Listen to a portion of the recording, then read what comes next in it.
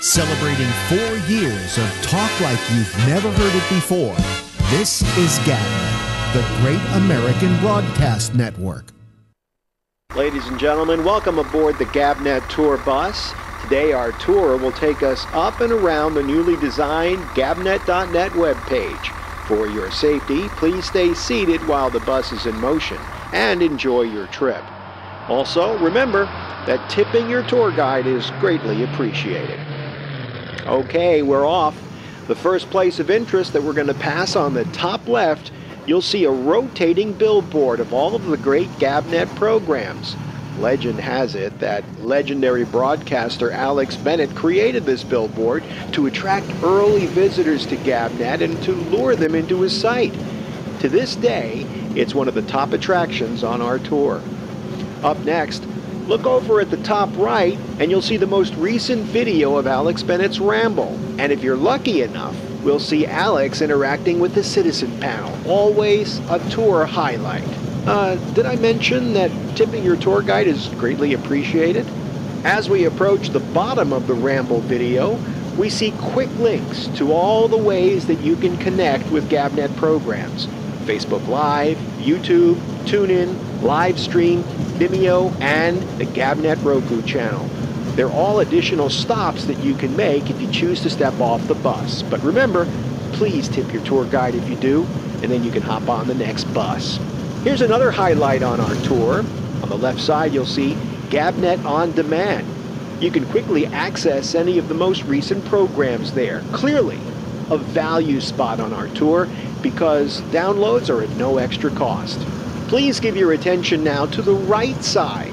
Look at the complete tutorial on how easy it is to become a citizen panelist. By the way, if you're a Luddite, there's a phone number that you can use to dial in. Okay, we're nearing the halfway point on our trip. I certainly hope that you're enjoying it. Oh look, there's the convenient call Skype button that you can click on, which will automatically connect you to the citizen panel.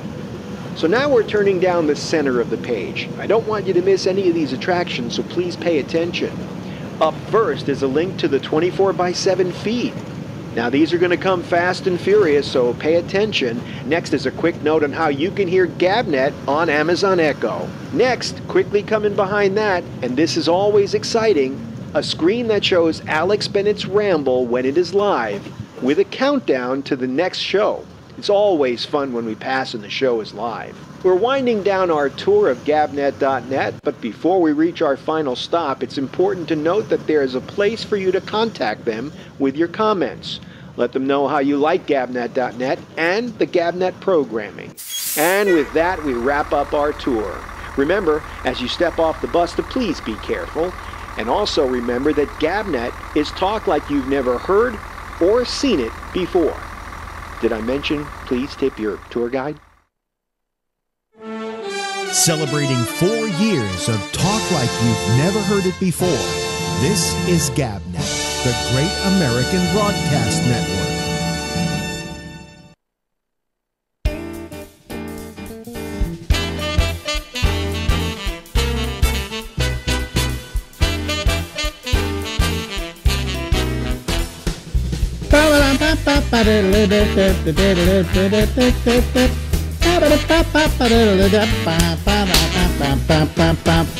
Hello, everybody. It's Alex. Yeah, and we're here for another. I'm picking my nose. No, actually, somehow I have an itchy nose. Have you ever noticed that? I have an itchy nose. I'm always going like that, and it's like like some hairs are inside out, and I get one of those things to cut them with, but never works. Anyway, listen, we're going to have a citizens panel. We're going to try and get a citizens panel together in about 30 minutes from right now, but we got some fun with an old friend of ours. What are you doing? You're just moving all around. That's Will Durst, ladies and gentlemen. You're moving around, Will. I am. You are. Yeah. I'm getting my my lens. Yeah. We woke him up, I think, didn't we? You not think, indeed. Wow. Usually you make it, we do this early in the day. We do this around noon my time, which is 9 your time. And I always figure, gee, 9 your time, why do you do that You're a comedian. You're usually up till 2, 3 in the morning, right? Yeah, last night about 2, so I got 6 hours sleep. You know, really, that's okay. Yeah, okay. I always wonder why you make it this early. I would think a comedian would say. I know that when I do Stephen Pearl, he wants to do it at 2 o'clock in the afternoon my time. You know. And Bubbles is good. He wants it around 1 o'clock my time. But you say, no, 9 o'clock your time, noon my time. That's fine. I got up at 8, but I just forgot. And I've been wandering around for an hour. Oh, I see. Okay. Well, anyway, this is Will Durst, ladies and gentlemen, well-known political pundit. Nah. Hey, this is interesting. I'm involved in a little project right now. Yeah. And the project is to catalog all of Pat Johnson's comedy photos because, you know, he was a rock and roll photographer. Did he die? Also, did he die? He got in early on the comedy thing. Yeah, but did he die? Did he die? Did he die? Did he die? No. He just wants to put a book together. Oh, I see. Okay, because you said we're cataloging his works. It's like, oh, the guy dropped dead, and now somebody's got, you know. Sorry. No, healthy, alive. Just had lunch with him the other day. And we came across a great shot of you. Really? So I'm going to be writing some stuff. And want to talk to you about the 80s comedy in San Francisco. Yeah. Oop. Maybe it's a gig. No. It's probably a robocall, right? Yeah. Yeah, you know, you look at your phone and you try to recognize the number. If you don't recognize the number now, you just decline. So the picture you found of me, was it good? Yeah, it's the one of you in the hat with the heavy contrast. Oh, really? Did I have dark glasses on at the time? Yeah, I can't remember. I got it on my computer. See, there was a period of time when I first started in San Francisco where I didn't want anybody. I felt that the magic of radio was you imagined who the people were on the air. Right.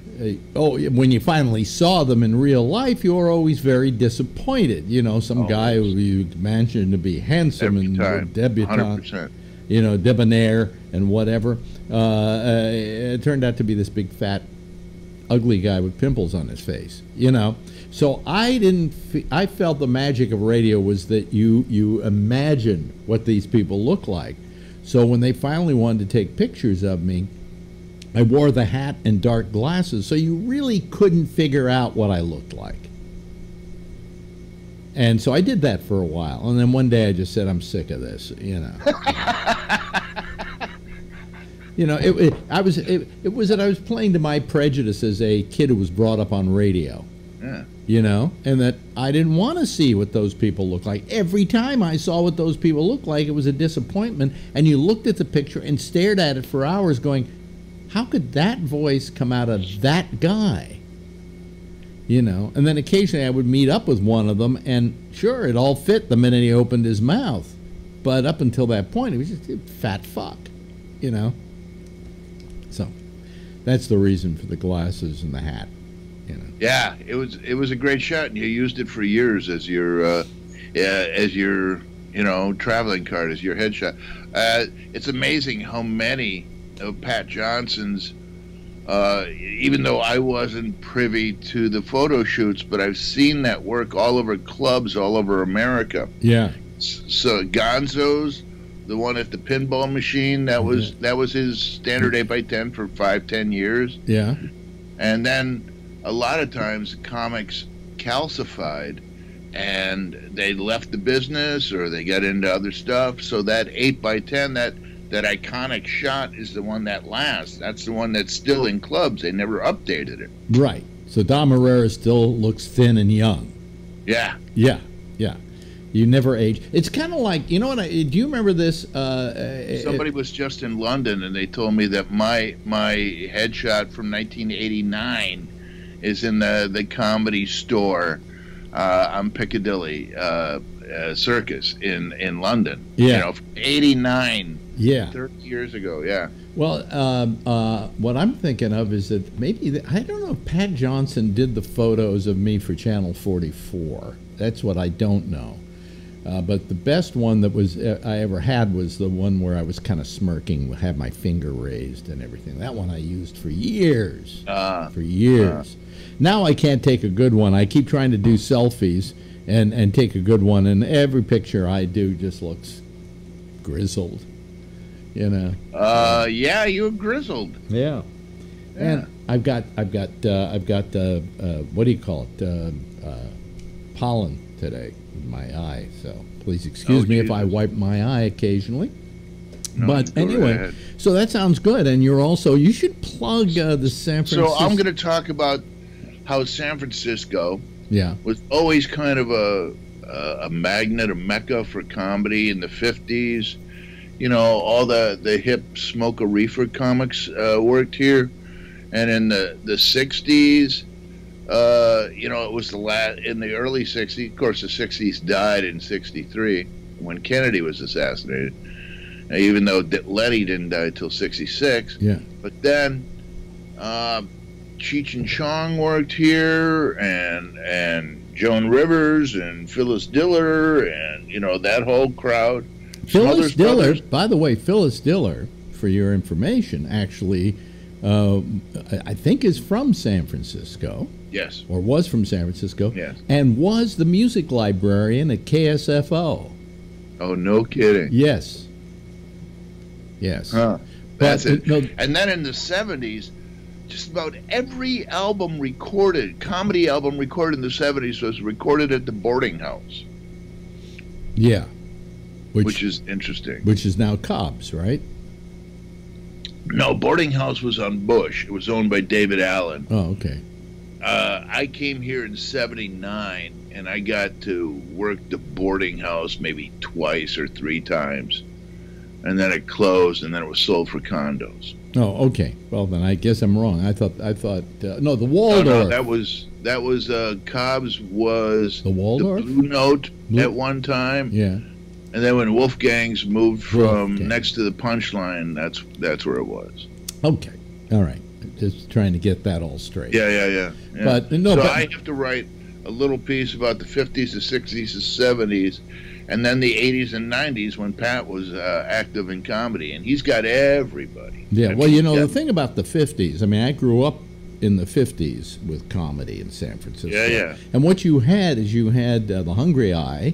Yeah. And you had Ann's 440, and these two clubs, they didn't necessarily, they weren't comedy clubs. What they were would you call them nightclubs, and they would bring in a lead act, and sometimes the lead act was Mel Torme, but another time it would be Professor Irwin Corey.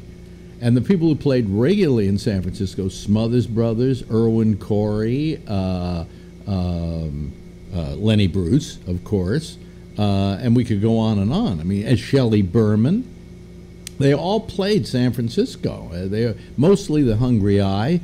Ann's 440 was a little more edgy. Okay, so Lenny would play Ann's 440. Okay, and what was the Purple Onion? The Purple Onion was that was another one. Yes, the Purple Onion was yet another one. Yeah. I'm trying to remember where it was exactly. So it was those major three clubs? Yeah. Mm-hmm.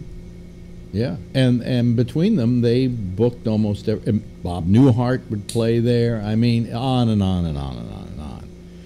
But these people would come in from out of town and play those places. It wasn't like the comedians were developed at those places.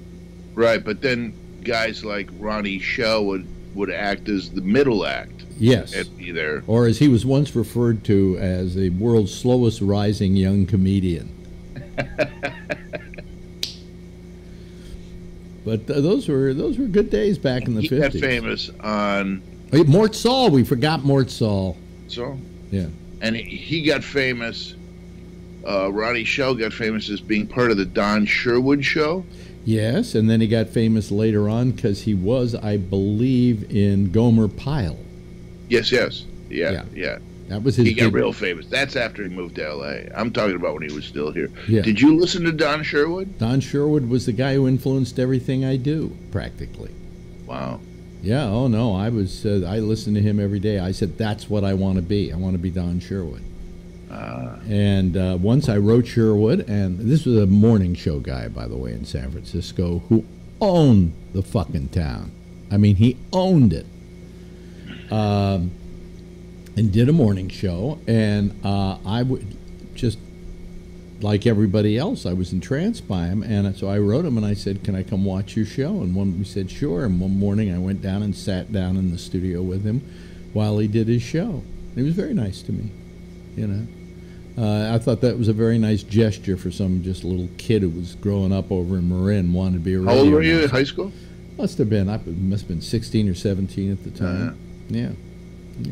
So you knew radio from the start, right? Oh, yeah. Well, I knew radio from the start because my father was on it with orchestras. And so we would always listen to the radio for that. And I grew up, I was one of those kids that kind of grew up on the cusp of new radio and old radio. I grew up listening to dramas, comedy shows, Jack Benny, Eddie Cantor, all those radio shows, right? Bing Crosby. And then all of a sudden it's changed, right? And radio had to figure out how it was going to compete against television, and it wasn't going to be doing dramas and comedy shows. Okay, so it started playing music. And we got our first top 40 station in San Francisco. It was KOBY, Kobe. And that was a top 40 station. And somebody said, "Did you hear this radio station? They're playing the same 40 songs over and over again." I said, "What kind of a format is that?" Top 40. Yeah, well, it worked. Yeah. What year was that? That was, God, I guess I was in high school, maybe 53, somewhere around in there. And that's when the music really started changing, right? 53? That's when it had a different outlet. You know, that's when it started going rock and roll, because rock and roll got played on these stations. But you got to remember, top 40 in those days wasn't just rock and roll. You could have Dean Martin, Frank Sinatra, and Peg Lee, and Fats Domino, you know, and Elvis Mantovani. Presley. Yeah. No, Mantovani never made the top 40, but Mantovani was one of those. My father used to refer to that music as pancake music, flapjack music, because he used to play a radio show where they used to play that kind of like mood music stuff, right? And that mood music stuff, and it was called the Albers Flapjack Hour. pancake And music. so he would call it flapjack music. But no, but the top 40 was a mixture of everybody. You know, it wasn't, if it was selling and it was a top record, it got on the top 40. So Frank Sinatra would be there right next to Elvis Presley. You know, but that's when radio changed. So I came out of those two things. I was born into traditional, you know, magic of the mind radio, right? And then I came into the world of top 40, of which I then embraced as what I was going to do for a living. But I was also I also wanted to be a morning show, and I also wanted to be Don Sherwood. Yeah. Look. And he had comics on. He would have various characters, right? They were characters? Well, he did characters. Yeah, he did characters. But he would have a lot of different comics on. I mean, he liked comics, and he would have them in. But the star of the show, no matter what, was Sherwood. Sherwood was funny. He was engrossing, you know. And you were always nervous whether he would show up. Oh, sometimes he didn't show up. Right. He always had a sidekick who would take over the show if he didn't show up because he had a hangover or whatever, you know. And so, in fact, when he first started out in San Francisco, he had an afternoon show and he had a morning show, and the morning show was called Where's Sherwood?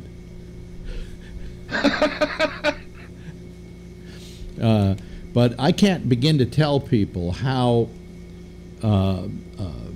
big that man was in San Francisco. Everybody listened to Don Sherwood. You know, anybody who tried to go up against him was fighting a lost cause. So, And what happened? Why did he leave radio? Times change. You know, years pass. They made him, at one point, he became the program director of KSFO and almost ruined the place. And his reputation started to wane, you know. And it had a very sad ending. He died of, I think, of lung cancer.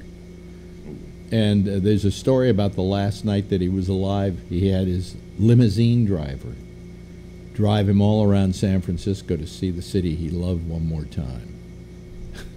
You know, I figured, what a great movie that would make. Yeah. You know, he, you know, after he died, I mean, then I came into San Francisco and had a hit morning show, and I felt I had accomplished not what Sherwood had accomplished, because it was so pervasive that, you know, nobody could be that big, but I at least in some measure had done what he did. And his ex. You don't realize the mark that you left on this city. I mean, everywhere I go, every gig I do, because what happened was my audience aged out at comedy clubs, and then they had kids, and now their kids are all grown, so they're coming back to see me in theaters. So I still have that target demographic in the Bay Area that I had in comedy clubs. So people are always coming up to me afterwards saying, "Oh man, the Quake, used to listen to you." That was religion for us. And somebody actually said that the other day. That show was religion. It was because there were so many fewer, you know, distractions. There were so many fewer media outlets, pieces of you know, trying to get your attention. It was much simpler, and it was purer. You know, in terms of energy, we will never see that again. And the reason we won't is, the number one competitor for radio stations are podcasts. And when it comes to podcasts, there are hundreds of thousands of them. Mm-hmm. You know, I don't get a huge audience at all, but I'll bet compared to some people, they'd love to have the audience I've got with this little thing, you know. So we're never going to see that again. We do see people pop up as having a hit podcast, and then they're the podcast du jour for this week, and then the next week it's another one. But you know, we're never going to see the kind of radio that I did. People say, you should come back to San Francisco. We need that. Yeah, well, you need that, but if I did it, nobody would give a shit. No, nobody would listen. Yeah, yeah. It was a time. You know, it was zeitgeist. It was the tempo of the time. You caught it. Yeah. I mean, you had the radio experience, you had the comedy experience, and they were both rising. Comedy was filling that gap for aging rock and rollers who wanted to hear the lyrics and wanted to sit down, but still wanted to go out and party. Well, I often said that the reason the Beatles happened when the Beatles happened is because whether it was the Beatles or somebody else, something was going to happen. You know? It was also Kennedy dying. Yeah, but I mean, there was something needed at that point, and they filled that void. Okay, and my radio show was what it was because the times dictated it. You know, I was product of the times, but I was there at the right time. And one of the happiest moments of my life is when I heard from Don Sherwood's ex-wife, and she said, "You remind me so much of Don." Oh, that's so cool. Yeah, yeah. And I felt that was the compliment I wanted all my life. No other compliment meant as much to me as that. You know, no, I was no Don Sherwood. There's no question about that in my mind.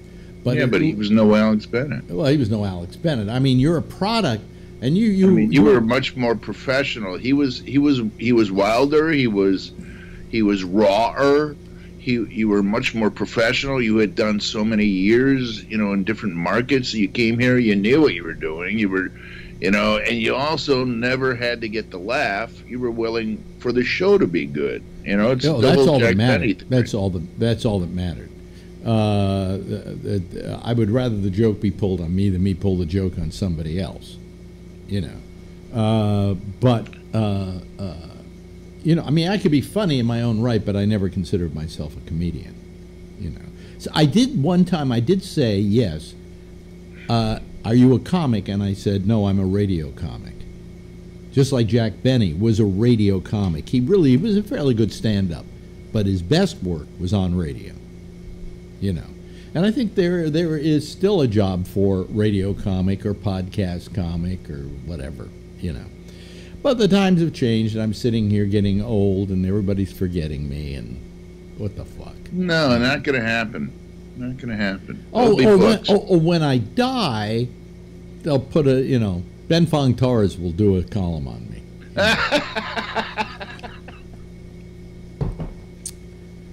Yeah.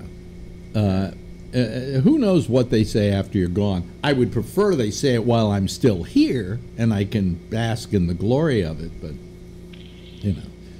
but I find myself 78 years old, and nobody will hire me because I'm 78 years old, not because of anything else.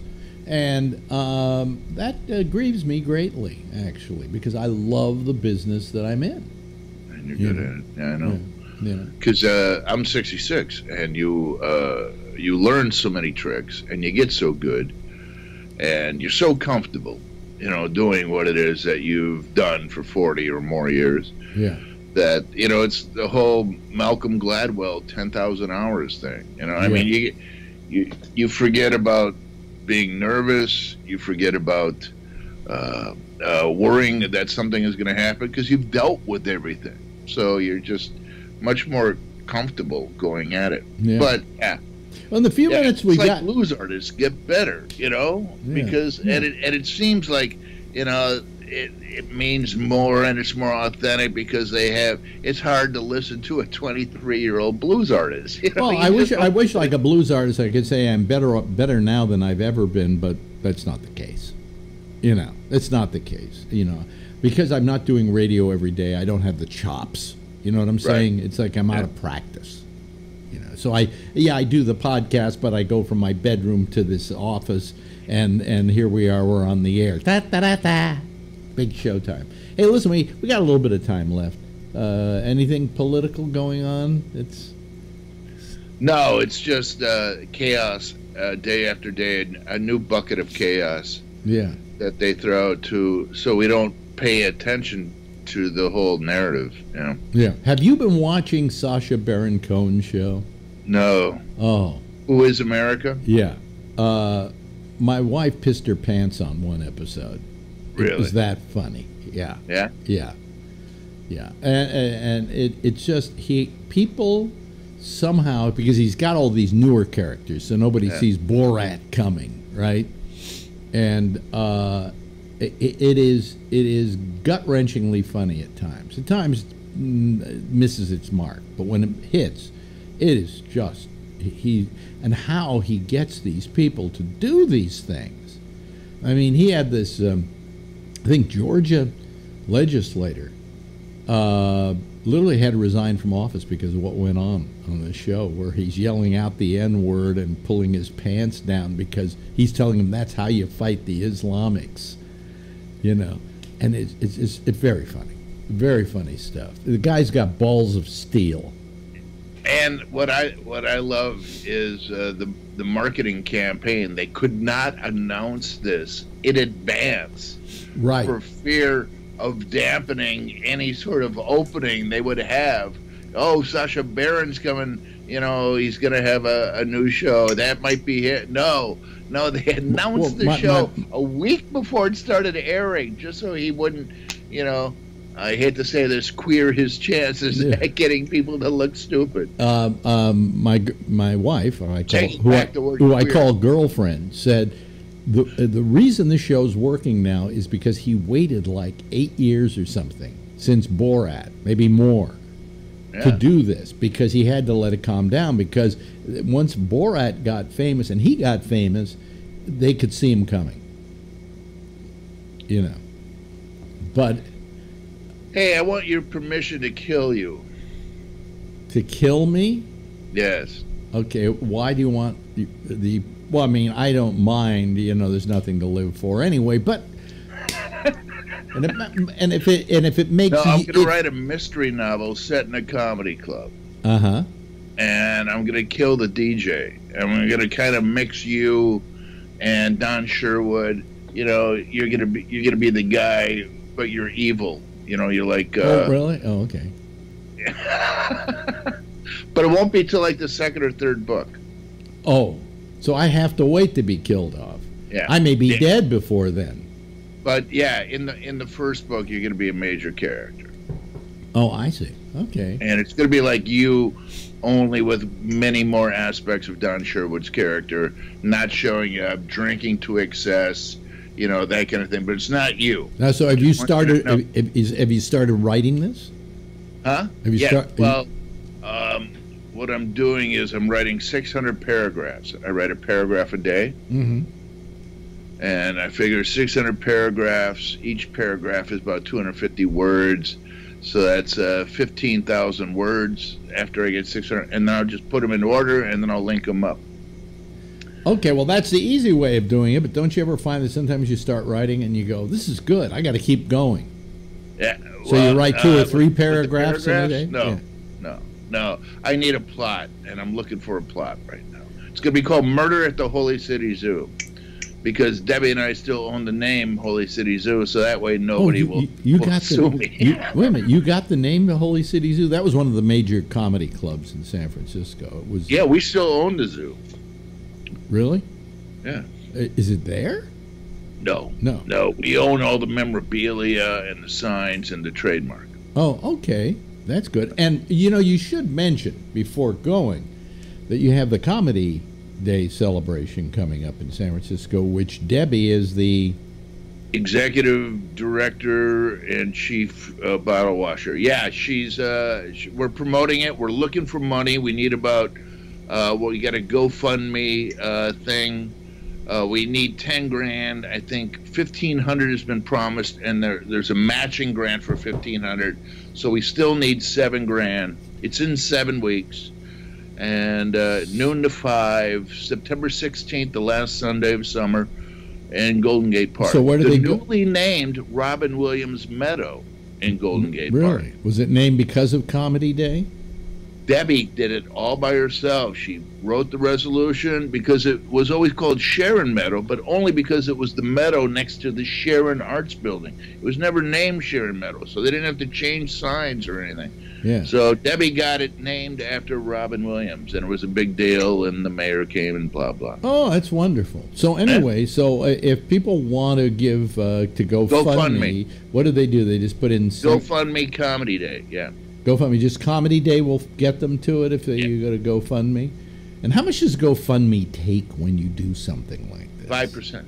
5%? That's not bad. No. But they make it's like a credit card. They make credit card is 3%, and American Express, I think, is 4%. Now, is this the deal where you have to get all 10,000, otherwise you don't get it? No, that's Kickstarter. No, this GoFundMe, you get whatever you get. You get whatever you get at the end of the period. So you set a goal, but even if you don't make the goal, Kickstarter, you got to make the goal, otherwise all the money goes back. Yeah. But you know what people do is, they get close to 10 grand, they're $9,200, and then they put in 800 themselves so that they get the whole 10 grand. Hey, Will, great talking to you once Alex again, my Bennett. friend. We really didn't talk about politics today, which is your wheelhouse, but unfortunately, it's getting all too boring and predictable. Yeah, and I need to tap your brain about the 80s comedy. So when I come to New York in November, sure. I'm going to buy you lunch. Okay, let's hope I still have a brain by the time you get here. Me too. Ladies and gentlemen, that's the guy. Yes? Will Durst. Thanks, Will. Thank you, Alex. Appreciate it. Celebrating 4 years of talk like you've never heard it before. This is GabNet, the Great American Broadcast Network. And that's Will Durst. We love Will. We love Will. We love Will. We love Will. And we will love Will and whatever. Anyway, how are you? I'm sitting here. I was trying to fix some problems during that interview. Because that was recorded. Why should I lie to you? Even though I made sure I wore the same hat, same shirt, same overshirt. But now I have a thing here called FileZilla, which takes the programs and puts it on the site. And every now and then, and I have to reboot my machine. It gets frozen at the top of the screen, so I can't bring it down. You know how you can move windows around and stuff like that? You can't move this one. It suddenly freezes up. And I have no idea why it does it, but it did it once before, and I cleared it up just by reinstalling it. But that didn't work this time, so after the show, I must reboot the entire machine. Okay? Anyway, those are just my problems. Listen, I got a little something to show you here before we get going. You know, we had a friend come to visit this weekend.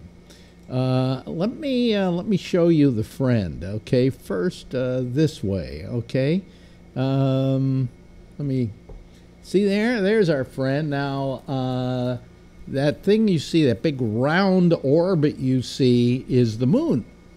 And beside it is, I have no idea, I think it's a reflection of the moon on the window pane or something. I've shot that with my iPhone. But if you then go directly below the moon for a little bit, you see that little red dot? That's Mars. Yes, Mars came to visit. And I was in such awe of it that the next couple of nights I actually shot it with my webcam and let it go across the. Oh no, that's excuse me, that's the wrong. That's the interview. What are you doing? That's the interview. Moving all around. Forget it. That's the interview we just did. I don't want that. I want this. Okay. I then put. Oh God. I then put this out there. Now that doesn't look like much, but if you were to watch it all night long, it moved across, and that is Mars, ladies and gentlemen, from New York City. And it was live at the time, and I was so delighted to have it so. And I just thought I'd share that with you. I'm going to, while you look at Mars for a second, I'm going to go online here so that people who want to call can call the program, and we can do our citizens panel. But anyway, that's a goodbye to Mars. See you later, Mars. I love the picture, actually. This is just, it's like out of 2001 or something. But and girlfriend and I would just lie there in bed and look out the window while we were lying in bed and just say, you know, Mars is looking down on us. It just was really terrific, just terrific. Anyway, let me come back to me. And we're ready to go to our citizen panel if anybody chooses to call. If not, I've got so many things to fix, I'll just sign off early. I can do that. But I'll wait here for a couple of minutes and see if anybody decides to call. The lines are open, and I'm sure there are a lot of you out there watching us. And if you want to call the program, go to gabnet.net and go over to the right-hand side of the page, and you will see a whole tutorial on how to call us, how to get Skype and download it and put it in your machine, and then to use it to call us. Now, as you know, there's going to be a problem at the end of this month coming up, at the end of, on September 1st, in that the people at Skype have decided that they're going to change the system and force us all to go to that new system. And it could be a pain in the ass, but we'll wait and see. Anyway, hey, look who's here. There's Phil, and we're about to be joined by Scott Boddicker. There we go. There he is. Hello, Scott. Hey, Alex. Hey, Phil. How you doing? How's the heat? How's the heat down your neck of the woods? Oh, we're having a cold front again. Very nice today. Only 91. Oh, wow. Wow. It was excellent. Well, I'm spending a fortune, actually, because I've been keeping the studio cool. I've been keeping the air conditioner on all day long because I've got all this equipment in here, and I don't want it overheating. So, but we didn't turn on the air conditioner today. The last couple of days, it's been easy enough, you know. So, good. Yeah. How you doing, Phil? I'm doing just fine. Yeah. It's another new week. Yeah. Tuesday's here, and Gabnet's upon us. Let's see. You know, just like you have Mars in the photo. Well, Yeah. Tuesday it must be Gabnet. Here comes Ray Renati. He's out for his walk with his dog. as usual. Yeah, as at this usual. time. Yeah, yeah. Don't tell me the show's going to the dogs. Something like that. Yeah. Something like that. Yeah. If you want it to, yeah. But anyway, how you doing, Ray? Ray? I'm doing okay. You know, I'm here. Can you hear me? Yeah, No? I can hear you. Oh, yeah. okay.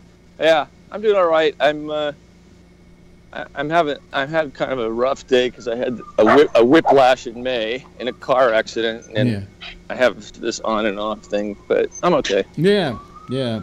Wait, you know what happened to me? What I decided to do? Who's got the sirens?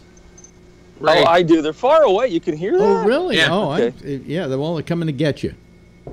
Okay. Yeah. I hate this Wow. show. I hate I'll this mute show it. always to be about our medical conditions. And by the way, Scott, you don't have any medical conditions, do you? You're in pretty good shape. Not too bad. Not too bad. Just yeah. Cholesterol. No big deal. Cholesterol. He's a youngster. Oh, well, cholesterol, that's easily taken care of. Yeah. You can just take those statins and eat all the butter you want. You know? Works for me. Except for Phil, he gets his arteries clogged by pocket lint. You know, so Hey, a good day for me is I put a nitroglycerin pill under my tongue, and I feel like $1,000,000 again. really all wrinkled and green, huh? I see. Yeah. Okay, that's an old joke. No, I you know what I did? I decided to cancel my physical therapy. Why is that? Well, I wrote my doctor and I said, I'm bothered by some stuff that's been happening at physical therapy. Like nothing? Did it put you there? Huh? Is he touching you? Yes. No, he does touch me. But I wrote my doctor and I said, I'm bothered by a few things here. Tell me if this is normal. I said, to begin with, they suggested that I see their chiropractor. Oh, God. And I said, I know how you and I discussed chiropractic, and you felt that in this particular case it might do some harm if it's not in the proper hands. Okay? And I said, okay, fine. And then I said, then they also said to me, listen, we have a doctor here who's an orthopedist, and he can give you a shot to help with the numbness. Now, what kind of shot can you give me to help me with the numbness of my foot that isn't going to make the foot more numb? A kick in the ass. You know? And I told him about that. And he wrote back and he said, they're trying to upsell you at this place. And so I said, well, there's this other place you wanted me to go. Send me another prescription and I'll go over there. And I called and canceled my next appointment at this therapist because I just felt I was being. And then the last visit, hell, I think he spent 35 minutes with me. And he had me That place sucks. And he had me doing a bunch of exercises, and he even had me get on a speed cycle, you know, which I do anyway. And I said, why am I doing this exercise? He had something he was doing. He says, well, that helps your legs. I said, yeah, but the problem is in my spine, okay? He said, well, we have to get the whole thing and shit. And I'm going, there's just something not right here, you know? This is not physical therapy like I know it. Or like it's supposed to be. I went to the Rolfer yesterday. Yeah, that sounds ridiculous. You know, let's not change the subject yet, Phil. It's Well, still. it sort of is the subject. Oh, really? You went to the Rolfer? Yeah, I know what Rolfing is. I've been Rolfed. Yeah, and you know, it's starting to work. It's been like the 4th or 5th session, and you know, I felt much more loose, and it's very painful as they do it, but it seemed to help me. Yeah. Hey, you know, Phil, I went to a Rolfer. I did the 10 session, and all my joints were looser for about 3 months, and then everything just tightened up the way it was before. Afterwards. And then I was back to normal. I got a feeling that I'm going to be a permanent resident in this guy's office. You know? I think the benefits are short-lived. He's hoping for that. What's a Rolfer? Ida Rolf developed modern-day torture. Ida Rolf was a woman that developed a system of massage that was very, very deep. She was also known as She-Wolf of the SS. Yeah, but Rolfing is a very deep massage, and they stretch the muscles, and it's a little painful. And the ligaments and the tendons too, right? They get into everything. They get all the way down. I think there's 5 layers of muscle, and they get down to the bottom layer. It fucking hurts, I'll tell you. Yeah. But you know, one of the problems that a lot of people have is that their lower back is sort of fused because there are these things called hip flexors, and those hip flexors, as you age and you don't exercise, they tighten up, and causes a lot of problems beyond. Yeah, tight hip flexors will pull on your lower back and give you lower back pain. Yeah. And that's why I like this Rolfing as much as it hurts. Well, when I got Rolfed, I mean, it was invigorating after I was through with it. But, I mean, I want something that's not going to make my feet stop hurting and feeling numb and things like that. That's what I want, and I'm sure that the doctor's having me to come back to look at me again and to discuss the whole matter as well. But he felt that these guys were, jerking me off. Well, since I went to the type of chiropractor that Ray recommended, which is the one that he recommended was a Blair. Now, Blair is a little bit, there's more manipulation there than my Rolfing friend recommended, which was Nuka. And you almost think what I do. Yeah, you almost think that they're not even moving anything, and it's all based on mathematics. But they sure enough did, and I saw it in the X-rays. So it made a difference, and they feel that by adjusting the top 2 vertebrae, that everything else will fall into line. Yeah. Okay. All right. And they rattle the bones and sing the song. No, they don't do any cracking. The Nukas. Yeah. There's no cracking. Yeah. It's kind of my physical therapist does something very similar. To what the Nuka can I just say does. this? I think I'm going to stop going to the Nuka. I think chiropractic is just mumbo jumbo. I really do. And I think that you're in great danger of doing more harm to yourself if you get a bad chiropractor. Now, the thing is, you don't know who's a good chiropractor and who's a bad chiropractor because they don't have the same kind of infrastructure that doctors do, doctors hide that infrastructure. You don't know in a hospital how many people die a year because of sepsis and other... Well, we know that. They have statistics on that. Not the way it's not that easy to find. You're trying to make a case here. The fact is, we know about sepsis in hospitals, and they do everything they can do to prevent it. But it's one of those things that is a danger of going into the hospital. The Nuka chiropractors can't hurt you like the standard like Palmer chiropractors, right? Where they twist your neck. They don't. The Nuka chiropractors don't do any of that stuff. Like there's no twisting. There's no cracking. It's kind of just release of the. My physical therapist does something very similar to what my Nuka chiropractor does, so I'm going to stop going to the chiropractor because I get more covered on the physical therapy.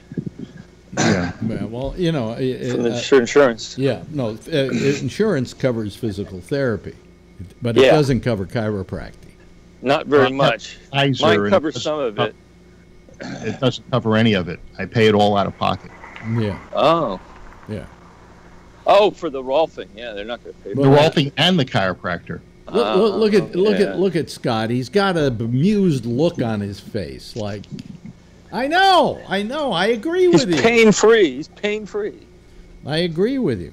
All right, what else can we talk about then? I just want my feet not to be numb anymore, and I thought that by going to a physical therapist, I'd be on my way to at least relieving the problem, and it only actually exacerbated it. Well, that's a bad physical therapist. Yeah, well, this was the guy I went to for my meniscus, and he helped with that. That kind of cleared it. You know, it's pretty much gone. All right, you know, it flares up every now and then, but for the most part, it's gone. And so I thought I'd go back to him. So I go back to him, but then he passes me off to some guy he works with named Harry, and Harry doesn't seem to know shit about anything. You know? Yeah. Rolfer. That's the. Yesterday, Well, the wait a minute. Rolfer worked on my knees. Okay, we don't care about your Rolfer. Who just joined us? It made a big difference. Who just joined us? Do you mind if I ask who? Rolfer. Steve. Who? Hey, it's Steve. Boy, you call from different phone numbers every time, don't you? No, this is about my new son. I don't know why it's coming up funny like that. I've had the same number for about 2 months now. Oh, I don't know. And I tell my system to look at this number and say it's Steve, and it comes up with the phone number. Is it a 201 and a 7 number? I don't know. I just got rid of it. Yeah, it is. Oh, okay. All right. Yeah. Okay. All right. Yeah. No, it should be right. It should be the same. I'm always on this phone now. But anyway, yeah, I would heard you about chiropractors. Oh, and geez. I got to tell you, I think they're mumbo jumbo too. Now they can help, but the problem is with chiropractors, when you go to one, that's what they just want you to just keep going and going and going and going, because they can fix you, but they have to fix you every week. Well, or 2 obviously, weeks or if they month have to or- fix you and fix you and fix you, they're not fixing you. Exactly. And you know what you could do? Look, my back is all messed up. There may When be- I went to school. They may be relieving you, but they're not fixing you. It's short-term Right. relief. When I went to. Yeah, go ahead. Sorry. No, I was going to say, when I went to school, my back is, I'm doing all right, but my shoulders are a little bit rounded, and my neck and the upper part of my back are a little rounded and kind of hunched because I had to lean over my because desk you to ring see bells what at I was Notre doing. Dame. Yeah. But I do it until I get somebody around that can do it for me. I just go. I use anything. Oh, I go on swings and park. I'll go on a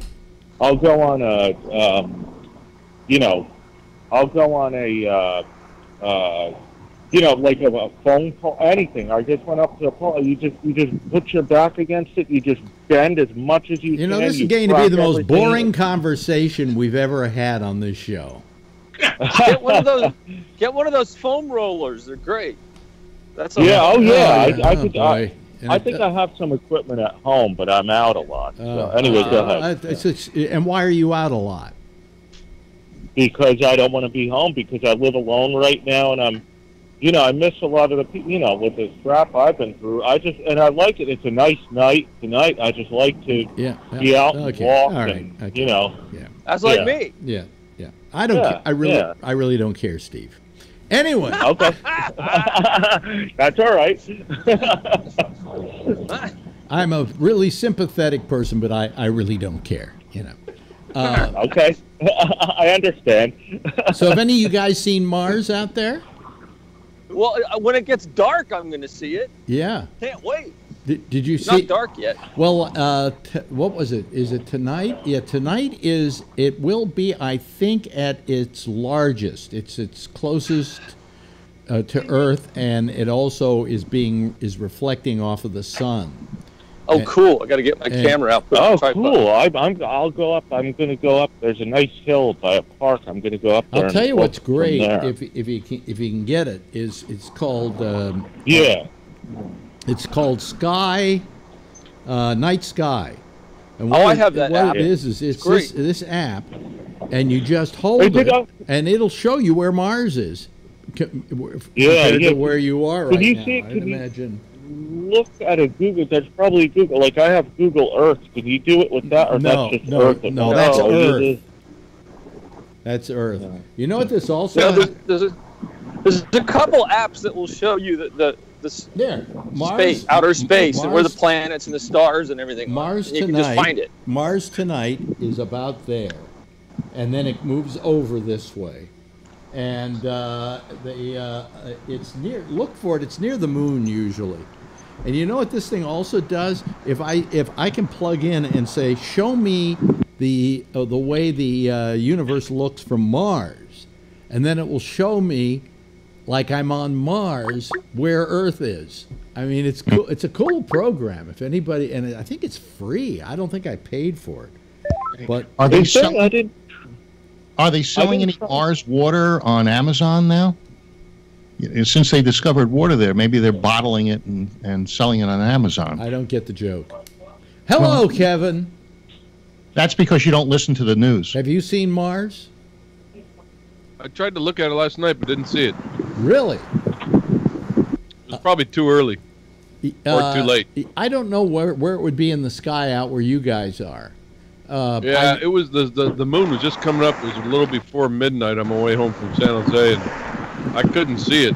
Well, I was so thrilled because the other night, the first night I discovered it, I went out there. Oh, Tony, you've got to ask to be recognized. He changed his phone or something, and let me add him to my contacts. Then I'll send him a thing to be a contact, and then. Hey, how was the concert at San Jose Civic? Oh, yeah, it was at the Performing Arts. It was really, really good. Performing Arts. It was excellent. Wait a minute. Hold on a second. Man. I wish I could have gone. Hold on a second. Let me put.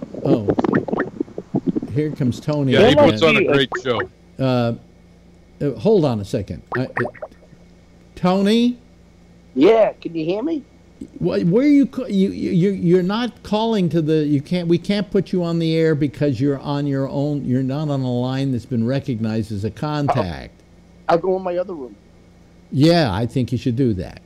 Okie dokie. Okay, bye-bye. Okay, let me resume the call with these guys.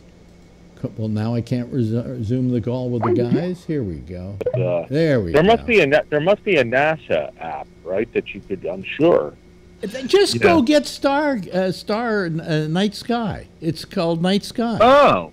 Yeah, I've seen that. I'll put that back on my phone. Yeah, there are a few of them that are pretty good. Some of them you have to pay for. Yeah, I think Night Sky is free or very, very cheap. I got Star Tracker.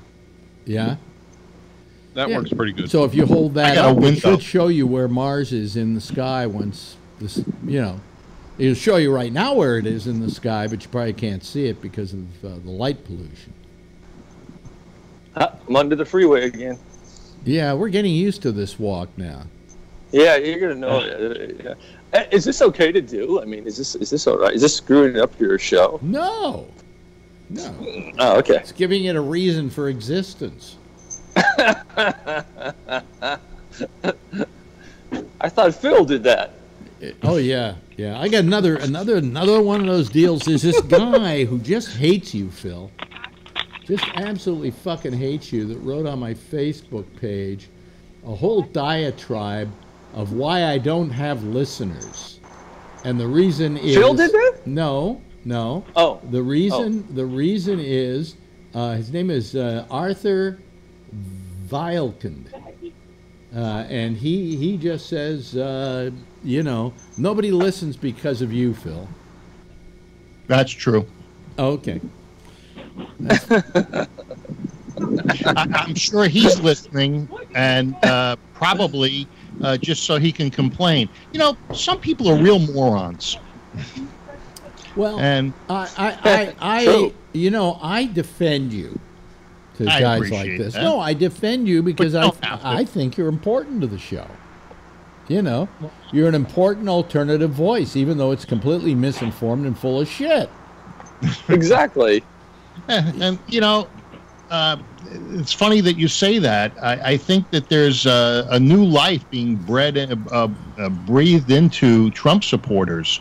It's going on in Florida right now, that he's able to swing a voter confidence towards different candidates, and it's quite a change from allow yourself to live with that delusion. I think actually there's some candidates that don't want him showing up in their neighborhood because he may hurt their campaign. It's rare. These it's not rare. Ones in blue areas. It's not rare.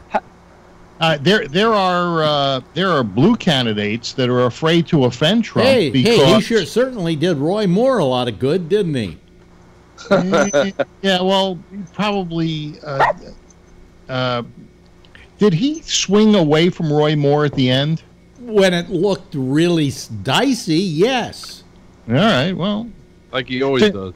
Did you see the Roy Moore, Sacha Baron Cohen interview? Yes. With the pedophile detector? Yes. You know, I watched that show. But, is there more than the original show? Oh, yeah. They're up to the 3rd episode now.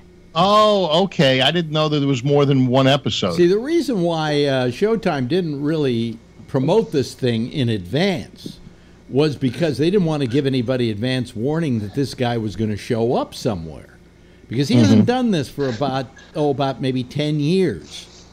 He had to take that much time off so that when he came in with these new characters, nobody would think it was Sacha Baron Cohen. But he had Roy Moore on the last one, and he's got this thing which is a pedophile detector. A pedophile detector. And he says, "See, I pointed at me, nothing happens," and then he waves it in front of Moore, and it goes off. It goes nuts, huh?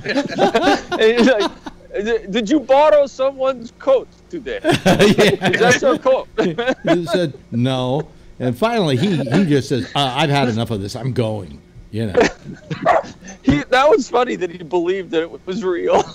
That he actually thought it was a real pedophile. And then the second bit on the show was hilarious. The final bit wasn't very good, but the second bit where he gets this guy to wear pussy pants, which is an pair of underpants with a vagina built into it. I just may have to get Showtime just to watch that show. It's a very funny show. It's a very funny. Did you see the one where he had the congressman running around yelling, "Nigger! Yeah. Nigger!" That congressman, by the way, just resigned. Yeah. Yeah. Oh my God, I don't feel good about that. That sucks. What do you mean you don't feel good about it? This guy is an asshole. Well, I mean, he got kind of manipulated into the whole thing. Well, look, there are certain things you could never manipulate me into dropping trowel, rubbing up against you, and yelling "nigger, nigger, nigger." Okay, yeah, I'm sorry. That was weird. Yeah, you couldn't get me to. Well, you got me to do it just now because I had to explain what was going on. Yeah, that was weird. I forgot about that part. Yeah, I mean, come on. These are not sympathetic people, that he's going after. These are trash. Yeah. I can't understand. And I can't understand. What's that? Sorry. Who's that congressman, and where was he from? Georgia. Oh. Yeah. Yes, what were you saying, Ray? I can't understand how the minute he walks in with this horrible, plastic forehead, how they don't automatically think that there's something weird going on. That makeup is just horrible. I mean, it looks so fake. Well, how did they not? Apparently, the Israeli Commando one looked pretty fake too. Well, the Commando. That's what I'm talking about. The Israeli Commando one is. The others are okay, but that one's a little severe. But he gets away with it. Yeah, he does somehow. And you gotta give him props for his balls. Jeez, damn! How does he not shit his? I mean, I'd be so nervous. Oh my God. Yeah. And security guards with him. Oh yeah. Because I tell you, if he tried to do shit like that to me, I'd throw him out on his ass. You would? Yeah. How would you know it was him? Clips. Yeah, I wonder how many he's had that happen to. Oh, how would you know? I mean, if you suspect that somebody is punking you like that, I would just leave. Well, that's what Roy Moore did. Yeah. But nevertheless, before he left kind of as though he was bothered because the detector was saying he was a pedophile. Yeah, that's right. It wasn't that he left because he was bothered by Sacha Baron Cohen particularly. Yeah. Even Hillary Clinton. I watched a thing with her and Obama. There was a few of them. They should have just gotten up and left. Did he do one with Obama? Yeah. When? I don't know Yeah, I think on the first one. Wasn't there an Obama one? No. Oh, no. No, that was years before That was Obama. between two ferns. That was the one. Well, it's an entirely different show. Yeah, but it's the same kind of thing. No, it isn't the same kind of thing at all. Interview. No, because That, everybody the guy knows would that attack them. everybody does Between Two Ferns knows they're on a comedy show. Okay. Yeah. So it is not. It's nowhere near the same as what Sacha Baron Cohen is pulling off, which is. It seemed to me that there was some similarity. No, there wasn't. What But is you're never Between gonna- Two you're never- Ferns? What is that? Oh, it's Zach Galifianakis. Galifianakis. Galifianakis. Oh, Zach Galifianakis. Okay. Yeah. Yeah. And and you go get Obama because hey, he was great with Seinfeld on Comedians Getting Coffee. Yeah. Yeah, he was. He's got a great sense of humor. He's a very very very hip guy. God, I miss him. I miss him. Seinfeld ate the apple. I miss him. I miss Obama. There was some class going on in the White House at that time. Yeah, I hope he gets a good job doing comedy. Because that's where he belongs. He's not doing comedy. Oh, come on. He's producing television shows. Same thing. Probably do very well. Yeah, there might be a position for him at CBS. Well, that whole situation, to begin with, there was a woman that went. You're being overpowered by background. Yeah, some background noise. Oh, let me mute. Yeah. What was I going to say now? Les Moonves, but it was yes. The latest thing was this woman, who was the seventh woman, came forward saying that she had reported him to the police department. And the police department investigated and decided not to pursue it because she was complaining about something that took place 30 years earlier. I was talking to somebody last night about how can you view through a lens, a 30-year-old lens, using today's mores. Well, you just can't. I think somebody's got to stop Ronan Farrow. Because Ronan Farrow is now going out and trying to get anybody he can to keep his rep going, and I want to know what he's doing to vet these people, because when you say, hey, Les Moonves accosted women and didn't give him a job because blah blah blah, you're doing something to somebody's career. Although if he left tomorrow, he'd be still a multi-millionaire. But you're still ruining somebody's career because you want the story. And when he wants the story so bad, the question is how much he vets it. Now, Moonves said, hey, when I was younger, I did a lot of things that I today am not happy about and would apologize for. But that was a long time ago. That's not now. And the fact is that most of these cases that came up in this article were at least 20 years old. I think one went back, before he was married to Julie Chen. But that was the most recent one. But Ronan Farrow is, I really think that somebody has to somehow blunt him. When's he going to attack his stepfather there? Well, he already has. He already has. Oh, really? It's part of his motivation in this whole thing. His stepfather is, of course, Woody Allen. Yeah. Yeah. And his father's Frank Sinatra. At least that's the rumor. That's the rumor. Sure looks like him. And listen, if he isn't Frank Sinatra's father, I don't know whose father. He certainly isn't Woody Allen's kid. Yeah, that's true. Doesn't have the nose. It doesn't have anything. Yeah.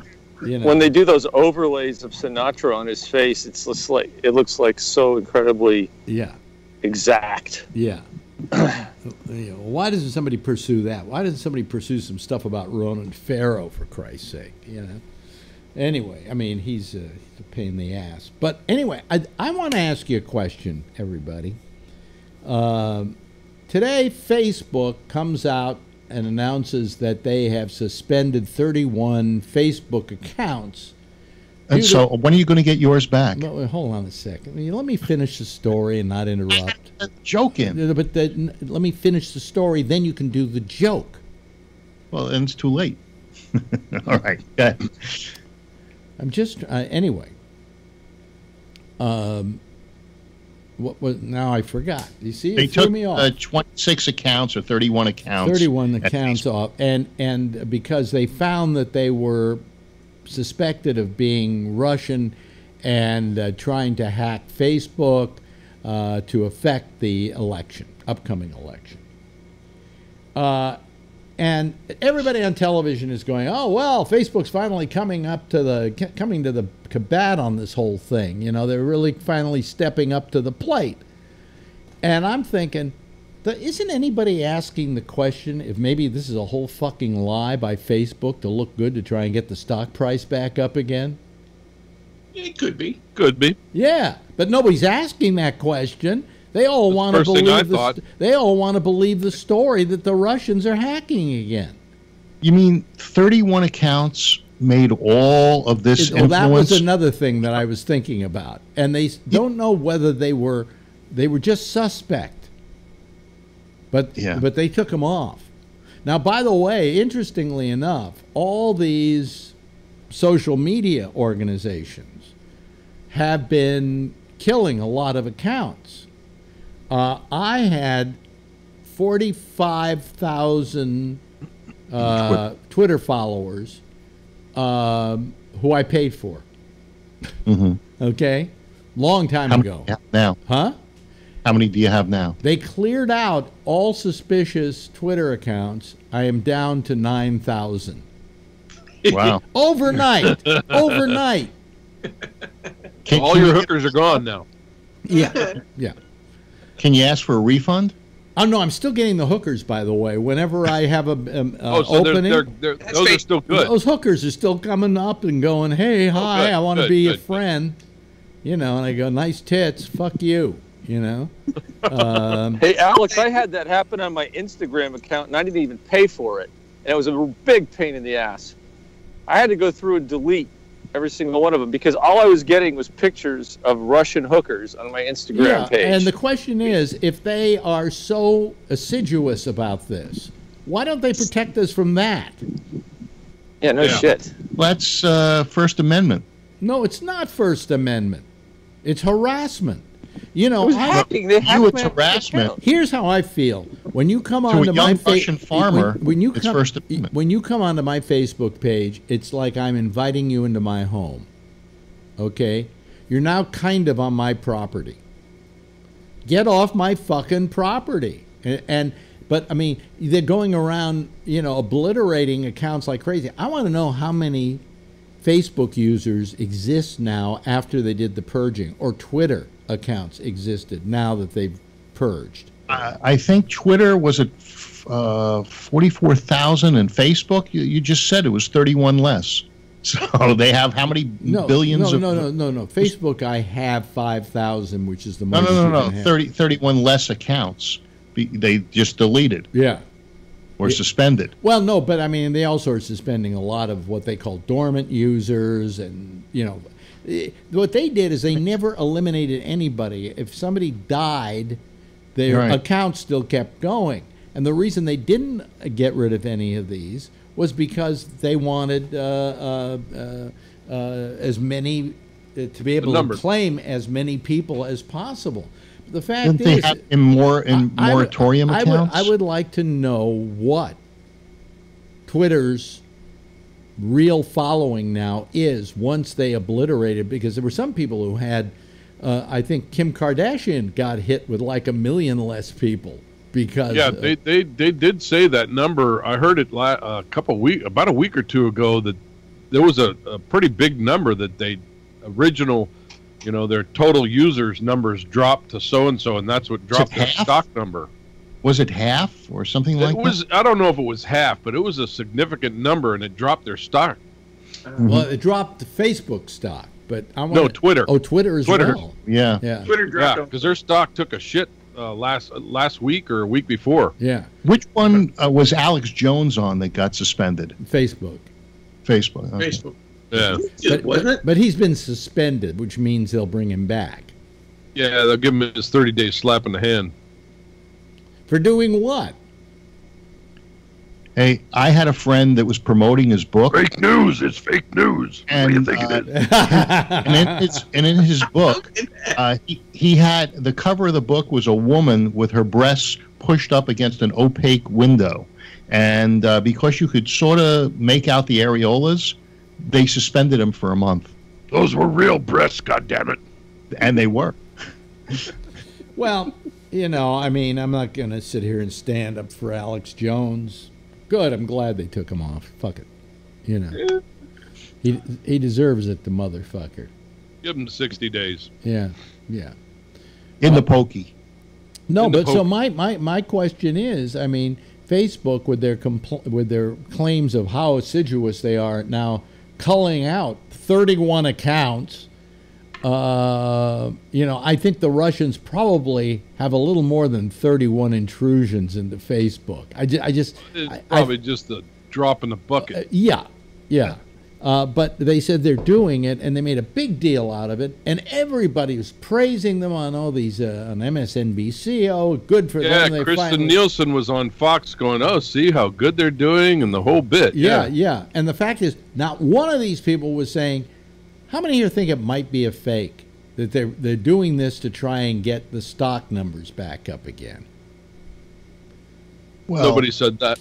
Nobody said that. Yeah. So, CBS stock went down when the Moonves thing happened. Right. Yeah. Has it gone back up? I don't know if it's gone back up. I haven't looked at it. Yeah. Don't rightly care. I don't have any stock in it. So. And just remember, as of today, I was going to say, just remember, if anybody cares, as of today, you can listen. You have to use the radio.com app to stream the so-called CBS station. Oh yeah, they switched from live stream. They're not on TuneIn. I went on TuneIn. I checked. You know what's there is CNN. They put in a video too on TuneIn for CNN now. TuneIn doesn't have video. They have it on my phone. Blind. How could he tell? I'm not that blind. I'm blind enough, but not that blind. I thought they were just audio. I mean, we have our channel on there. Yeah.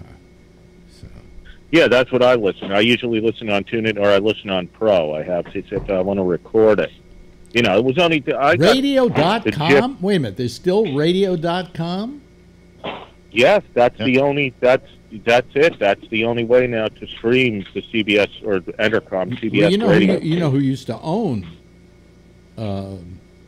radio.com and sold it? Is what's his name from Shark Tank? Mark Cuban. Really? That's how he made his billions. Yeah. Yep. Yahoo bought radio.com and from he and his partner for $5 billion. I think it was. Wow. It was billion. I don't know how many it was. And he did that just before the whole bottom dropped out of the .com business. And made him a very wealthy man, you know. But I didn't know that radio.com still existed or that anybody cared to use it. Yeah, I heard the same thing yesterday. You know what they're doing here in New York? This is fun. I just found out. Somebody mentioned it to me, I don't know, the other day, I think maybe on this show. Spectrum, which is the cable company in New York City, has been told by the state of New York to sell it. What? Charter Broadcasting, that owns Spectrum, has been told to sell Spectrum because they have. Yes, I heard that yesterday or over the weekend. Yeah, they have to. Yeah, it's Spectrum. Like they did such a bad job, I guess. Well, they didn't live up to an agreement that was made when they took over from Time Warner. And there had been some problems with them throttling down service and doing things like that and not giving what they said they would deliver. I thought they could legally do that now with the net neutrality deal. Maybe they can, but they couldn't then, and they couldn't sell you. You know something? They can't throttle you down unless they tell you they're going to throttle you down. When I bought AT&T, when I got my AT&T service on my new phone, it said that I have unlimited. But it said once I go past 22 megs a month or something like that, they can throttle me down. And it said that, you know. Yeah. So as long as it says that, you're fine. But when you don't tell people, what they were doing is they were selling people a faster package. But in reality, they weren't getting the faster package. In fact, some of the people who had the slower package were getting faster speeds than the people who bought the higher packages. And that's, so finally, the Attorney General of the state of New York said, forget it. You negated the deal. You must sell Spectrum to whoever will buy it.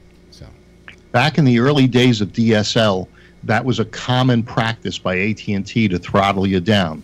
And what I would do is I'd do a speed test, and then I'd call up AT&T and say, look what you did, and look what my numbers are. Wait a minute. With a DSL, there was no reason for them to throttle you down because this was 10 years ago. 8 kilobytes a second. Yeah, this is 10 or 12 years ago. And so what they would do, once I complained, all of a sudden my speed went back to where it was supposed to be. I had DSL, and it never wavered. Well, that's the reason you took DSL, is because it was steady. I think they did it on purpose. It was also amazingly slow, I might add. But you know. Yeah. Well, here comes. You'd watch your porn come in like this. Right. Yeah, I like my porn slow. Yeah, you jerk off like this. Hello, Tony. Hi, I'm back. Yeah, I don't know. You called me on some phone that, you know. Yeah, I was in my bedroom and I was trying to use the iPhone, but it wasn't working. I guess it worked. Oh, okay. All right. You know, my Sprint account, I'm supposed to have unlimited data. Yeah. And sometimes I use so much because I do this kind of thing. And then they send me this message. Because you've used so much data, you might notice your speed going down. And then it does go down. And then I call them and I say, hey, you told me I had unlimited data. And then suddenly within about an hour, it's back to normal. That's the kind of thing I'm talking about. Yeah. I've had to do that 3 times. Oh, really? Yeah. They think they're going to get away with it. Like, I bought it. There was no mention about throttling me when I used too much. There was no mention of that. Right. They do it after the fact. Yeah. Wow. Yeah. Hey, you know, a slight change of conversation about voice tracking. I was talking to my friend last night who's a PD, and he said that there's a station that he programs in the fire area of Northern California. And he said because of the voice tracking, you would never know that there was a fire in that area. And you know, he was the problem with voice tracking is you'd never know there was a fire because the local station wouldn't be reporting it. Right. Well, he said, you know, why can't they just pick up the local TV news feed or something and feed it in and do some things that are sort of localized? Why couldn't they just do local programming? That would be nice. Yeah. Well, he was disappointed by that. That he says, you know, I'm listening, and he says, you wouldn't know there was a fire, you know, and here they are right in the middle of it. Yeah, well, I mean, that's I'm kind of confused. What do you mean, like he wouldn't know? I'm confused. Well, because these stations are all programmed from elsewhere, and there's nobody there. There's just a transmitter and a big machine, you know. So when they say there's a fire, it could sound like there's nothing going on. No, they can't report the fire because they don't have any way of interrupting their broadcasting to talk about it. Right. By the way, hi. I just want to say hi to Tony. Tony, I haven't heard you in a long time. Okay, Steve. Let me finish my thought. Can I please, Steve? Yeah, go ahead. I'm sorry. Because the point is, Tony, that when these stations voice track and when these stations run stuff off the satellite and so on, they're not serving the local people. And so when there's a fire like this, no, they're not going on the air with warnings and things like that they could do if they were live and if they did have somebody there. Yeah. And that's the problem with broadcasting today. A lot of local broadcasting just isn't local broadcasting any longer. That's right. So it's sort of, we were talking about that he was saying it's kind of the demise of radio. And well, he's part of doing it. Yeah, well, he is now. He's trying to make a living. You know, that's all that's left. Yeah, well, you know, and he's working a lot harder for a lot less money. Oh, of course. Of course. He's probably programming 20 different stations. Yeah, well, 7, I think. Yeah. But that's a problem, you know, when you've got a crisis in your area and these radio stations can't respond to it any longer. Yeah. And, you know, that's, you know, and so if you look at this fire that we're having, I mean, the local, the news, even the national TV news is showing all the same stuff and reporting what's going on and having interviews, but radio, nothing. Yeah. And the problem is that radio is much more accessible than television. You know, if you're going to give warnings to people, or you're going to give people advisories from the fire departments and so on, radio is far more accessible than television. Yeah. So, but you can take it with you. Radio, yes, that's what I'm saying. You know, and. I think it's a perfect example of what has happened that is just so wrong, you know. Yeah. There was a local TV station that the TV commentators actually had to leave because of the fire threat. You know, they said, "Hey, got to get out of here now." Well, they were on the air. Reading. Yeah, in Reading, right? Yeah. I'm driving up there next week to Oregon. I hope we can get up there. Well, you may not be able to, you know. I think it's localized. You know, I'm sure there's a way to get through. We talked to somebody who just did, and they didn't have any problems. So I'm supposed to go to the Shakespeare Festival up there. Oh yeah, going to in Oregon, Bend, Oregon. Where is it, Eugene? Where is the? Oh shit! How could I forget this? It's right on the border there. I forget the name of the city. Is it Bend, Oregon, or is it? No, it's further west. Eugene. Rinden's not good enough for you? Oregon Shakes. Huh? Well, no. I know where it is too. My neighbor lives there. How can I forget the name? God, I've said it 1,000 times. I'll think of it in a minute. Yeah. Hey, welcome to my age. Yeah, no shit. Mother's been getting a lot now. Make sure you pass yourself. Yeah, well, I just don't remember any. You know, I went on the air, off the air for how many days? 3 days or something. I go to turn everything on, and I'm having trouble remembering what to start when. You know, checklist. Yeah, I don't like checklists because that means I really am getting old if I have to have a checklist for crying out loud. A professional always uses a checklist. That's, you know, a pilot. Ashland, absolutely. Ashland, Oregon. Yes. Okay. Well, what a name for a fire. Ashland, yeah. Just above weed. Do you get the? I can't remember. Does Texas get fires?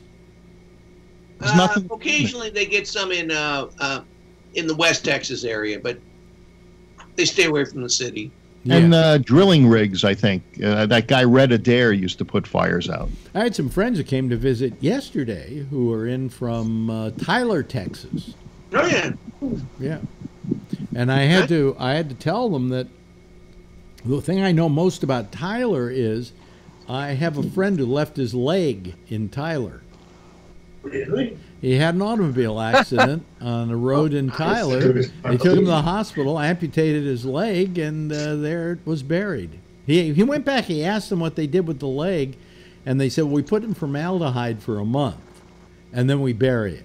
And he said, why do you put it in formaldehyde for a month? And they said, to prevent phantom pains. Now, is that true? No, it's not. It's like an old wives' tale. But these doctors, these rural doctors in Tyler at the time, believed you should do that. It was good common practice. Oh, wow. Isn't that a country song? I think you take it. How come they didn't try leeches? They may have. Use the leeches once they made the cut. Yeah. Well, we've tried leeches. All my legs, I always think the only thing leeches are good for is inhabiting the White House. Anyway. Bada boom. How's it cooking? Bada boom. So anyway, where are we? Let's see here. Anything else happening in the news? I'm trying to. Of course, I've been sleeping very well lately because our president told me after the Korean meeting, the summit, that I could sleep easy now. He did use the term. He said you can sleep easier because we have come to a determination of, he's going to get rid of the nukes, he's going to get rid of the rockets, and so on. Turns out. You remember the you let me statement you finish, made about? Phil? Will you let me fucking finish? Oh, I thought you were finished. No, I wasn't finished. So I was sleeping very well, but now it seems as though that summit amounted to nothing because he's building the rockets again, and we don't know what he's doing with the nuclear stuff, but we have photographs that it looks like one of his plants is up and running again. So what did our president do for us? Should I still sleep? Yes. And you know what? He's not blasting any of them off, number one. But number two... But he's still building them. He's still building them. Yeah. Do you remember the statement you made about, I don't believe that he's going to return the war dead from the Korean War and so forth. And you were very skeptical of that. Well, it seems as though they have returned them. Now, hopefully... do we know what's in those boxes? Not verified yet. Not There's verified. Probably cow bones in there. Yeah, right. Yeah. What do you mean? Yeah, right. Absolutely. Yeah, rocks in a box, but I don't think that's actually the case. And he's going through the effort of doing it. So that's what we got out of the trip, some bones? Well, yeah. And don't you think that closure for these families is important? What? Wait a minute, are any of the families still alive? Oh, absolutely. Matter of fact, there was a woman and a man both lost their fathers in the action. Mm-hmm. And, I guess so. Yeah. I would think they want closure. Now, Alex said that he doesn't have any relatives left, and so he doesn't care. But you know what? If it was his father, and he had the chance to grow up and know his father. Some of these people didn't, and all they have is possibly... And all they have are these fucking bones how many years later? Not a diversion. Yes, it is, because that's not why Trump went there. He went there to talk about the nuclear stuff, and then now you're bringing up fucking bones, man. Who gives a shit about the fucking bones? Hey, Ray, there was a number of things that came out of this, and what's so wrong with but the important stuff that was supposed to... The important stuff There's that was supposed to... There's nothing wrong with it, but that wasn't his real reason for going over there. You're exactly right, yes. It was part of the... Oh, my God. And also, Pompeo got the American... hostages that were being held in North Korea, and he didn't have to pay a dime. Obama gave the Iranians $175 billion for their deal. Trump got the bones, and he got the hostages.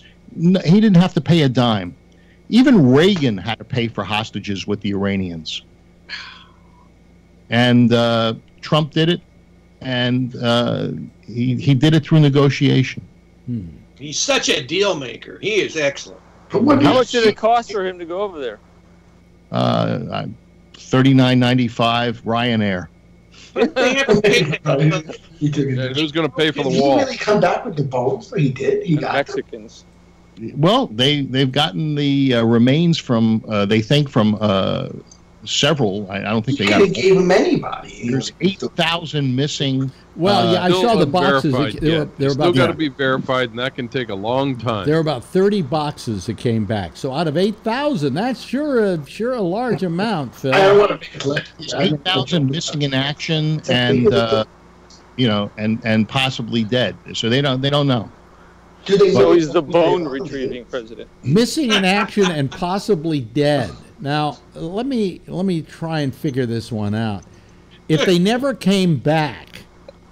Well, how are they missing? They must be dead. There was one guy interviewed where they got reports back in the days of I don't remember which Russian president opened up the records from Berlin, East Berlin. Not East Berlin. They opened up some records, and they thought that his father was taken to a prison camp in Russia. From North Korea. And I think it might have been Yeltsin that supplied some documents that gave them that indication. So they think that there's even a possibility, he may be dead now, but there was a possibility he was alive for a long time. Cool. Ho-hum. The bone president. Yeah, the bone retriever. President Bones. Yeah. Hey, if it was your father or grandfather's bones, you'd want them. You'd want that. No, that's not the fucking. You know point. something? I mean, I don't know that I exactly agree with you, Phil. That I don't know that I, after all that amount of time, would want those fucking bones back. You wouldn't them bones. No, no, I wouldn't. Because I would have lived all my life without that father. And suddenly to be able to say, well, I have his bones and now I can bury him here, it doesn't really give any. It doesn't resolve the problem that you went all that time without a father. Well, it may not to you, but it seems that that's the way it is for a number of other people. That it does resolve these things. So I mean, you're entitled to your opinion. And how many of those? But at least collusion's not not a crime. And now you're also talking about, hey, there's this guy who whose father died in Korea, and he's getting his bones back. How many of those are there exactly? Of all those bones coming back, how many families who were alive at the time? Yeah, that's a good point. Yeah. I would say it's it's a very small amount. What? All you need is one. Well, all you need is one. Yeah. How much money did we pay to do that? We didn't pay the North Koreans a dime. Oh, really? Why were they holding him? Did we pay for his hotel room in Pyongyang or wherever? That's because his credit Kim Jong-un's credit card didn't go through. He didn't pay his bill. Yeah. I mean, you bring up all these. You bring up to make an argument. You bring up all these hypotheticals. I'm bringing up hypotheticals. Yes.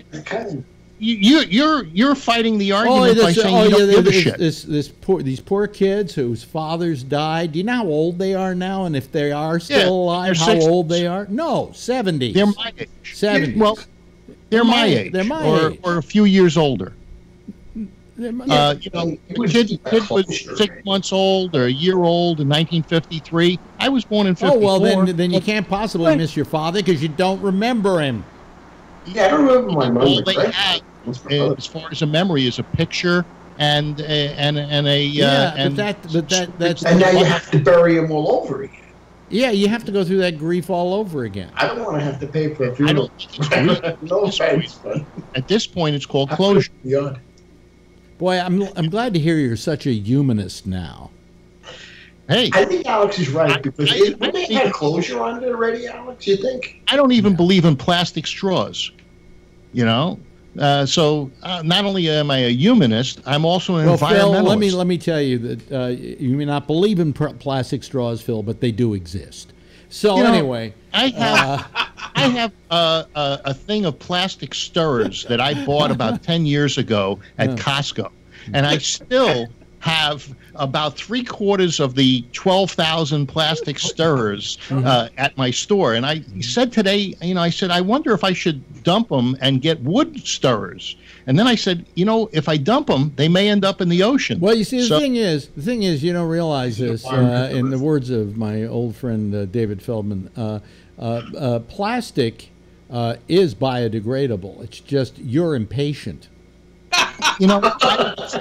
I have seen photos of sea life that have stomachs. Oh boy, here we go. Here's one of his swimming deals now. Yeah, but these birds, their stomachs are so full of plastic pieces that they eat and starve. Fake news. No, it's not fake news. This is environmental shit. You would think that you libs would be behind this, but you would pick any position as long as it's not Trump. So, and I'm not saying that Trump agrees with this plastic straw stuff, but if you've ever seen a bird dissected and they open up their stomach and it's totally packed with bright-colored plastic pieces, and they starve to death, you wouldn't want to use a plastic straw. The bird's fault for eating the plastic. Well, I'm sorry, Phil, but this may come as a big shock to you, but I never use plastic utensils. Oh, I do. No. You still eat with your fingers. And I never use plastic stirrers for coffee. Oh, I do sometimes. That's good. What do? You use your fingers? Yes, I do. I use my finger. I use you know what I use? I use my glasses. Yeah. Yeah. Well, I use a spoon usually, but I did buy these first. Huh? I use my schlong. What do you use your I have a stupid, ridiculous question. Yes. Sort of. Does anybody, if you go to Nathan's and get the French fries, does anybody really use those bread kit fork things? Because I don't. For the French fries? I don't. Yeah, with the French fries. Sometimes. You mean the little prong things that they have? Yeah.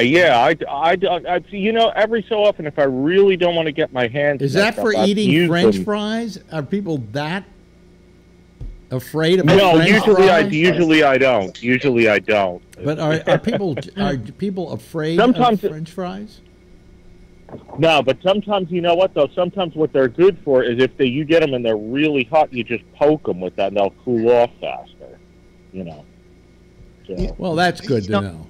One more thing about straws. I believe in drinking a drink like a man. I don't use a straw. Women use straws. I grab the glass, I put it up to my lips, and That's what I like, yeah. Yeah. I'm not one of these pansy liberals that uses a straw. And then kills the birds. I'm drinking a crappy. Whatever happened to paper straws when I was a kid? That's all we had were paper straws. There was no such thing as more. Huh? These guys are a paper straw. I think costs 2 cents or 1.5 cents, and a plastic straw I think is 0.5 cent, and that's businesses are claiming that it costs too much. And people are saying that plastic straws break down before the drink is completed. Well, just put the drink up to your mouth and put your head back. Yeah, exactly. I use straws sometimes when I'm out, but at home I'd never, unless I'm sick, in bed or something. If I'm in a hospital, then you straw. But I'm drinking this crappy grape soda right now. I'm drinking it right out of a can. Are you black? No. Black people. No, that's orange soda. I was at one point I got to like grape soda, and somebody said, "Are you black?" And I said, "Of course not." And he said, "Because black people love grape soda." Now, I didn't know that. They do, but they especially love orange. Maybe Jack Bishop is out there. Maybe he can tell us of black people. It's funny that at these black barbecue places, they sell like strawberry soda and all of those kinds of flavors. Forget root beer. I think what I like? I like birch, and you can't find it in a lot of places. I like birch too, Alex. John Birch. Yeah. Go ahead, Alex. You were going to say something? No. Oh. No. Hey, Alex. I interrupt so much. Wait, hold on a second. Ray has something he wants to say. Yes, Ray. I was going to ask you, Alex, if you would like to speak. Oh, no. Well, next he'll be sitting up and begging as well as speaking. And can you...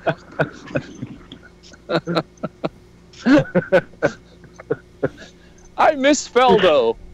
Yeah, well, I don't. So, you know. Oh. No, I mean, he was funny. He was funny. It was very funny at one point, you know. Yeah. But he became a miserable human being, so, you know. Oh, okay. Didn't he get his own podcast? Yeah, he's got a podcast. So does everybody. Oh. That's the reason why I don't know why I do this, because there's so many fucking podcasts in the world. It's like spitting in the fucking ocean. But yours is free.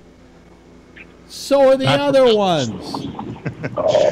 Hey, I'm interviewing one of the actors on Stranger Things on my podcast this Thursday. Really? Who? Yeah. Who? One of the moms of the kids. One of the moms of one of the kids. I don't know which one. Stranger Things. Does she? Yeah. Does she have a big role, or is it just? Yeah, it's pretty big. It's pretty big. She's on like every other show, I'd say, for her scene. Mm-hmm. Yeah. Do you know I never been able to get through that show? I loved it. Really? You liked it? I liked it. Really? Yeah. I probably should try it. You know, they're not doing another series of them until next year, so I may as well catch up now. You know, it gets better in the second season. The kids are better actors. The kids have upped their game just from experience. It's much better. It's just when I watched it, all I said was, "This looks like a cheap version of E.T." Yeah, it seemed like they stole clips from everything. Can I ask you? Over the weekend I went to IMDb and I looked up Peter Falk, and I was looking to see if I could recognize that movie that you were talking about, and I couldn't distinguish which one it was. What's the name of it? Tune In Tomorrow. Tune In to okay. Yeah. I'll write it down. With Keanu Reeves and Barbara Hershey. Oh, yeah, you like that one? Huh? I remember that interview. That was one of you enjoyed that interview when you interviewed. Remember on Sirius? Yeah. So, anyway, let me see here. We have we have about 12 minutes left. Is there anything else we can bring up that will get Phil crazy? Oh, what does Phil think of Rudy Giuliani? Oh yeah, that lying sack of shit. He's doing a good job. Well, no. Oh my God! Wait a minute. Here. Yes! This is a good job. The good job is. Let's see here. The president said there's no collusion, and then Rudy Giuliani said collusion isn't a crime. Well, then, if he didn't commit collusion, why are you even saying collusion isn't a crime? And by the way, that's what everybody's accusing him of. Collusion itself is not a crime. Conspiracy is a crime, and collusion is a conspiracy. No, there's nothing in the penal code. All I'm saying is that another word for collusion is conspiracy, but conspiracy is illegal under the law. Yeah, what dictionary are you looking at? I'm saying that what they're looking at is conspiracy, not collusion. What conspiracy could he have had by having business deals prior to his election? It's not business deals. The whole thing was about whether or not he was working with them to do something against Hillary, which is while he was running for president. Haven't you been paying attention to this thing, Phil? Yeah, well, that's because Hillary washed 30,000 emails and destroyed her server. Wait a minute. Let's not get back to the 30,000 emails because she isn't president. It doesn't matter. That's way that if Donald Trump at all had knowledge that the facts were being jimmied by the Russians in his favor, and that he knew it and went along with it, that is conspiracy. Okay, and that is a national crime. It's almost a year. Do you think that if they could have proved any of that they wouldn't have tried to expose it already? That Mueller is sitting around collecting a check and doing nothing? How long was the case being built against Clinton? about a year. But No, not a year. is No, it was more like 2 years, if I'm not mistaken. 3 years. Hey, listen to me, Phil. Phil, listen to me. I'm listening.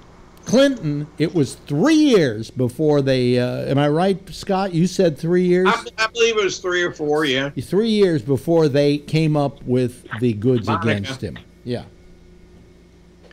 Yeah, and they're trying to find something on Trump. There's nothing there. They already got it. It was on Lawrence O'Donnell. Nothing. Tonight.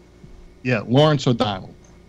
That is, you say Lawrence O'Donnell, I say Alex Jones, and you have Lawrence O'Donnell. They have the email trail now that Trump knew before he talked to Comey, before he fired Comey, that there was a meeting with the Russians.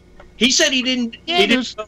It can't be obstruction if he didn't know, but he knew. They already got him dead to rights. It's over. No. Game over, baby. Game over. We win. He's gone.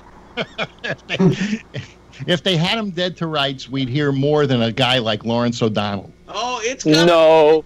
They have to have overwhelming evidence, and that's what they're trying to do. Is Yeah, because they don't have anything. Yes, they Mueller do. is a very Trump's giving us his own honest. stuff. Mueller is a very honest, prudent, and thorough person. He is not. And all due credit to him, with all the berating that he has gotten at the hands of Donald Trump, he has not said a word. You know, and that's why you haven't heard anything, Phil. Yeah, he hasn't said because anything. he's still getting his check. Oh, yeah. Well, but he's already convicted. How many? He's already convicted a whole bunch of scumbags. 12 Russian guys in absentia. No, wait a minute. No, they're Americans Americans who have pleaded guilty to the charges that have been thrown against them. And because haven't you been watching the news? And have you not heard about a guy named Cohn? Have you not heard about Cohn, a guy who is going to flip on the president and place him and place him in those meetings? The tape. Yeah, the tape. If you listen to it, as Trump saying, "Get a corporation and pay with a Phil, check." shut the fuck up. I went through this once with the Beatles. I don't want to go through this with this recording. No, Cohn said yes, and Giuliani said that. Oh my God, Phil, you are such a sucker. Tell me, Phil, is Giuliani not one of the creepiest human beings on the planet? I think Giuliani's a stand-up guy. He looks like a fucking. I think he's a. What do you mean? He's a hunched-over guy, not a stand-up guy, and he looks like a fucking vampire. He's America's asshole. He was your mayor. I like Koch and Bloomberg. All right, let's Koch sing. likes Giuliani. Koch is very pro Giuliani and very pro Bush. You know, I'm pro Bush myself.